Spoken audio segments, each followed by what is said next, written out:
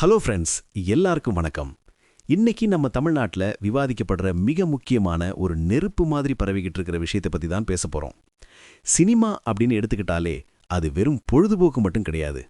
அது பல நேரங்களில் இந்த நாட்டோட அரசியலை, அதிகாரத்தை தீர்மானிக்கிற ஒரு மிகப்பெரிய கருவியாகவும் இருந்திருக்கு. அந்த வரிசையில் இப்போ ஒட்டுமொத்த தமிழ்நாட்டையுமே, ஏன் ஒட்டுமொத்த இந்தியாவையுமே திரும்பி பார்க்க வச்சிருக்கிறது நம்ம தளபதியோட ஜனநாயகன் திரைப்படம் தான். இந்த படத்துக்கு ஏன் இவ்வளவு முட்டுக்கட்டை போடுறாங்க? ஏன் இந்த படம் ரிலீஸ் ஆகிறதுல இவ்வளவு சிக்கல்கள் வருது? ஒரு படத்தை ரிலீஸ் பண்ண விடாம தடுக்கிறதுக்கு பின்னாடி இருக்கிற அந்த ரகசிய அரசியல் என்ன? இதையெல்லாம் பத்தி தான் இந்த வீடியோல நாம விலாவாரியா அணுவணுவா அலசி பார்க்க போறோம். இந்த வீடியோ கொஞ்சம் நீளமா இருந்தாலும் கடைசி வரைக்கும் ஸ்கிப் பண்ணாம பாருங்க. அப்பதான் இதுல இருக்கிற உண்மையான அரசியல் பின்னணி, அந்த சதுரங்க ஆட்டம் உங்களுக்கு தெளிவா புரியும். தலைப்பு: ஜனநாயகன், நீதிமன்ற போராட்டமும் உச்சகட்ட பரபரப்பும். முதல்ல என்ன நடந்துச்சுன்னு ஒரு ஃப்ளாஷ்பேக் பார்ப்போம். ஜனநாயகன் படம் இந்த பொங்கலுக்கு ரிலீஸ் ஆகும்னு கோடிக்கணக்கான ரசிகர்கள், பொதுமக்கள்னு எல்லாரும் ஆவலோட காத்துக்கிட்டு இருந்தாங்க. ஆனா திடீர்னு சென்னை உயர்நீதிமன்றத்துல இந்த வழக்கோட விசாரணை ஜனவரி 21ஆம் தேதிக்கு தள்ளி வைக்கப்பட்டுருச்சு. கொஞ்சம் யோசிச்சு பாருங்க ஃப்ரெண்ட்ஸ். பொங்கல் பண்டிகைங்கிறது ஜனவரி 14-15 தேதிகளில் முடியுது. ஆனா ஒரு படத்தோட ரிலீஸ் சம்பந்தமான விசாரணையை ஜனவரி 21க்கு தள்ளி வைக்கிறாங்கன்னா இதுக்கு என்ன அர்த்தம்?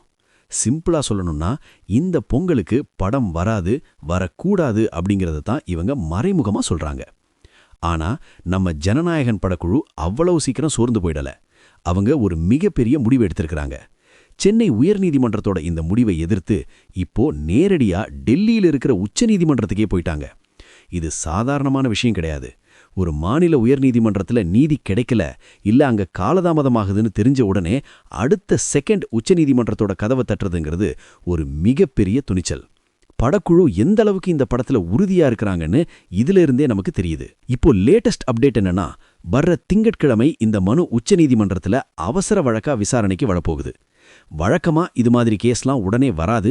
ஆனா இதோட முக்கியத்துவத்தை உணர்ந்து அவசர வழக்கா எடுத்திருக்கிறாங்க. அன்னைக்கு ஒருவேளை சாதகமான தீர்ப்பு கிடைச்சா ஒட்டுமொத்த தமிழ்நாடும் திருவிழா கோலம் போணும். ஒருவேளை பொங்கல் ரிலீஸ்ல சின்ன சிக்கல் வந்தா கூட ஜனவரி 26 குடியரசு தினத்துக்கு படம் கன்ஃபார்மா வந்துரும்னு ஒரு பெரிய நம்பிக்கை இப்போ ரசிகர்கள் மத்தியில காட்டு தீ மாதிரி பரவிக்கிட்டு இருக்கு.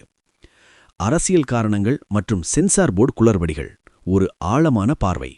சரி, இப்போ ஒரு முக்கியமான கேள்வி: ஏன் இந்த படத்துக்கு மட்டும் இவ்வளவு சிக்கல் வருது? வருஷா வருஷம் எவ்வளவோ படங்கள் வருது போகுது. ஆனா ஜனநாயகன் படத்துக்கு மட்டும் ஏன் இத்தனை தடைகள்? இங்கதான் ஒரு பெரிய அரசியல் விளையாட்டு ஆரம்பமாகுது. பொதுவா ஒரு படம் ரிலீஸ் ஆகணும்னா சென்சார் போர்டு சர்டிஃபிகேட் கொடுக்கணும். ஆனா இந்த படத்துக்கு சென்சார் போர்டு வேணும்னே முட்டுக்கட்ட போடுறதா ஒரு குற்றச்சாட்டு பலமா இருக்கு. ஏன் அப்படின்னு விசாரிச்சு பார்த்தா, படத்துல இருக்கிற சில வசனங்கள் மற்றும் காட்சிகள் இப்போதைய ஆட்சியாளர்களை ரொம்பவே சங்கடப்படுத்துற மாதிரி இருக்காம். குறிப்பா மக்கள் பிரச்சனை, அரசாங்கத்தோட ஊழல், சிஸ்டம் சரியில்லைன்னு சொல்லப்படுற விஷயங்கள், அப்புறம் மிக முக்கியமா ஆட்சி மாற்றம் பத்தின வசனங்கள் ரொம்பவே காட்டமா, நெருப்பு மாதிரி இருக்குன்னு சொல்றாங்க. இதனால மேலிடத்திலிருந்து வந்த அழுத்தம் காரணமா சென்சார் போர்டு இந்த படத்தை தாமதப்படுத்துறாங்க அப்படின்னு ஒரு பேச்சு ஓடிக்கிட்டு இருக்கு.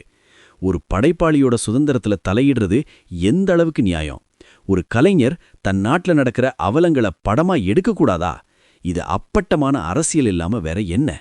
ஜனநாயகம்னு சொல்லிக்கிட்டு இருக்கிற இந்த நாட்டில் ஒரு படத்துக்கு ஜனநாயகம்னு பேர் வச்சதுக்கே இவ்வளவு கஷ்டமா? இப்போ சோஷியல் மீடியால ஒரு விஷயம் பயங்கரமா ட்ரெண்ட் ஆகிட்டு இருக்கு. அதுதான் 1952ல வந்த பராசக்தி படத்துக்கும் இப்ப வரப்போற ஜனநாயகன் படத்துக்கும் இருக்கிற அந்த ஒற்றுமை.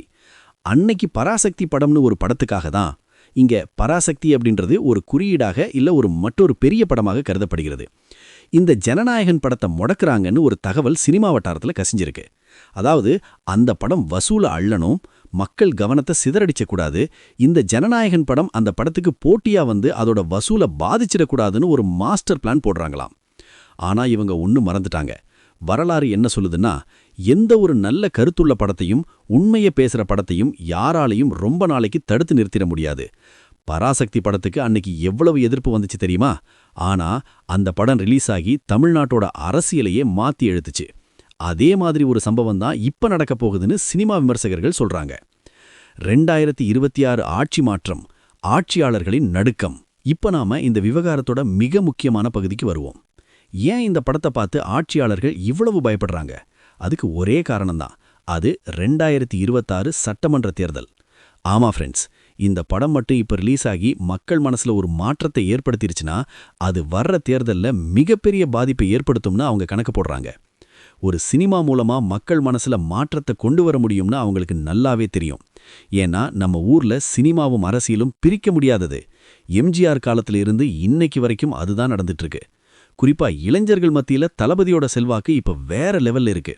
இந்த படத்துல சொல்லப்பட்டிருக்கிற கருத்துகள் மக்களோட கோபத்தை தூண்டிவிட்டு அது ஆட்சியாளர்களுக்கு எதிரா திரும்பிடுமோன்னு ஒரு பயம் அவங்க கிட்ட இருக்கு. 2026ல ஒரு மிகப்பெரிய அரசியல் மாற்றம் நடக்கும்னு பலரும் சொல்லிக்கிட்டு இருக்கிற இந்த நேரத்துல ஜனநாயகன் படத்தோட ரிலீஸ் ஒரு அக்னி குஞ்சா இருக்கும்னு அவங்க நம்புறாங்க. அதனால தான் முடிஞ்ச வரைக்கும் இந்த படத்தை தள்ளி போடணும், பொங்கலுக்கு வரவிடாம பண்ணணும், அதோட வீரியத்தை குறைக்கணும்னு ஏகப்பட்ட வேலைகளை செஞ்சுட்டு இருக்கிறாங்க.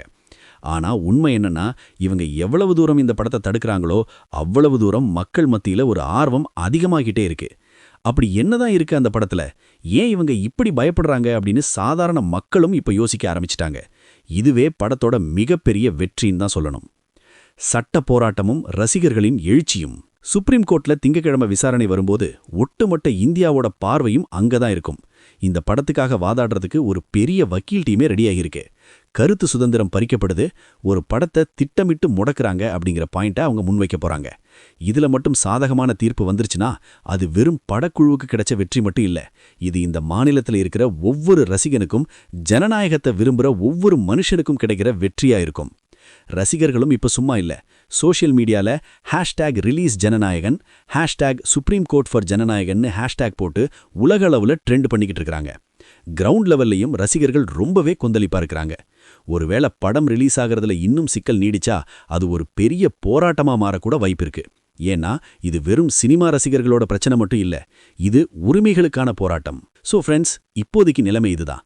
ஒரு பக்கம் கோர்ட் கேஸ், இன்னொரு பக்கம் சென்சார் போர்டு பாலிடிக்ஸ், இன்னொரு பக்கம் ஆளுங்கட்சியோட அழுத்தம். இத்தனை நெருக்கடிகளையும் தாண்டி நம்ம ஜனநாயகன் திரையரங்களுக்கு வந்து சேருமா அப்படிங்கிறது இன்னும் சில நாட்கள்ல தெரிஞ்சிரும். தளபதியோட அந்த மாஸ் என்ட்ரி, அந்த அனல் பறக்கிற வசனங்கள், இதையெல்லாம் தியேட்டர்ல பார்க்கறதுக்காக நாமும் காத்துக்கிட்டு இருக்கோம். நீங்க என்ன நினைக்கிறீங்க?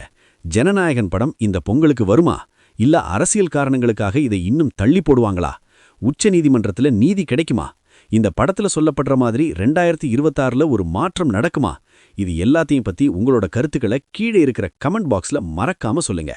ஏன்னா உங்களோட ஒவ்வொரு கமெண்ட்டும் இப்ப முக்கியம். இந்த வீடியோ உங்களுக்கு பிடிச்சிருந்தா ஒரு லைக் போடுங்க. உங்க ஃப்ரெண்ட்ஸ் எல்லாருக்கும், முக்கியமா தளபதி ரசிகர்களுக்கு இந்த வீடியோவை ஷேர் பண்ணுங்க. அப்பதான் உண்மை என்னன்னு எல்லாருக்கும் தெரியும். நம்ம சேனலை இன்னும் சப்ஸ்கிரைப் பண்ணலனா உடனே சப்ஸ்கிரைப் பண்ணி அந்த பெல் ஐகானை தட்டிடுங்க.